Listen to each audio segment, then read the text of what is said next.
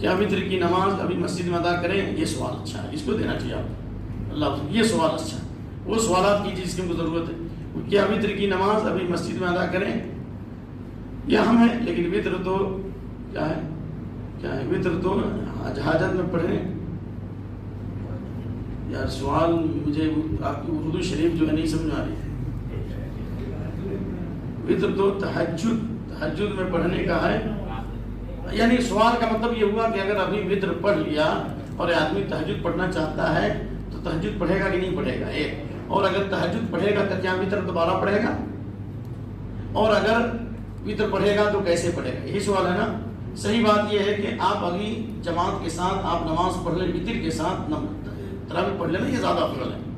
لیکن اگر آپ کہتے ہیں کہ نہیں ہم تہجد میں پھر اٹھیں گے، یعنی سحری کے وقت اس وقت نماز پڑھیں گے، اس لیے وطر آپ چھوڑ رہے ہیں، تو کوئی حرج نہیں، آپ کو گناہ نہیں ہوگا۔ اب ٹھیک ہے وطر چھوڑ دیجیے، لیکن یہ فضیلت آپ کو نہیں ملے گی۔ انہ من قام مع الامام حتی ینصرف کتب له قیام اللیل، جو امام کے ساتھ نماز شروع کرے اور امام کے ساتھ ختم کرے تو اس کو پوری رات کا ثواب ملے گا۔ پوری رات کا ثواب اس وقت ملے گا جب وطر بھی پڑھیں اور تراویح بھی مکمل پڑھیں امام کے ساتھ۔ اور اب اگر امام کے ساتھ آپ نے وطر پڑھ لی تو حدیث کے مطابق دوبارہ تہجد تو آپ نماز تو پڑھ سکتے ہیں لیکن وطر دوبارہ نہیں پڑھ سکتے۔ لا وطر نفل ہے، ایک رات میں دو وطر، ایک رات میں دو وطر نہیں۔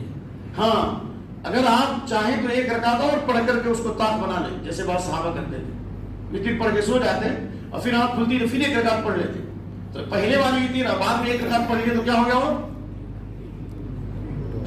جفت ہو گیا، طاق کو آپ نے ختم کر دیا۔ پھر اس کے بعد بھی جتنا چاہتے نماز پڑھتے ہیں، پھر اخیر میں ایک رکعت وطر پڑھ لیتے، چاہے تو آپ ایسا کریں، لیکن ایک رات میں دو مرتبہ وطر نہیں پڑھ سکتے۔ ایک سوال کہ وطر کے بعد کوئی نماز نہیں ہے تو ہم کیسے پڑھیں؟ یا ایسی کوئی حدیث نہیں ہے کہ وطر کے بعد کوئی نماز نہیں ہے۔ ہاں یہ ہے کہ اجعلوا آخر صلاتکم باللیل وطرا، اپنی رات کی آخری نماز وطر بناؤ، یہ افضل ہے، واجب نہیں ہے۔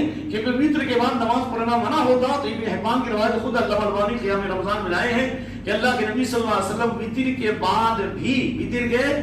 بعد بھی آپ 2 رکعت نفل پڑھتے تھے بیٹھ کر۔ یہ اس بات کی دلیل ہے کہ وطر کے بعد بھی نماز پڑھ سکتے ہیں۔ اگر وطر کے بعد نماز جائز نہیں ہوتی تو اللہ کے نبی صلی اللہ علیہ وسلم نے وطر کے بعد 2 رکعت نماز کیوں پڑھی؟ اس لیے جائز ہے۔ اور ابو بکر صدیق رضی اللہ عنہ کے بارے میں آتا ہے کہ وہ وطر پڑھ کے سو جاتے تھے اور پھر تہجد میں آنکھ کھلتی تھی تو دوبارہ تہجد پڑھتے تھے، لیکن دوبارہ وطر نہیں پڑھتے تھے۔ انشاءاللہ اس سے مسئلے کی وضاحت ہو گئی۔ انشاءاللہ پھر آئندہ جمعہ کو یا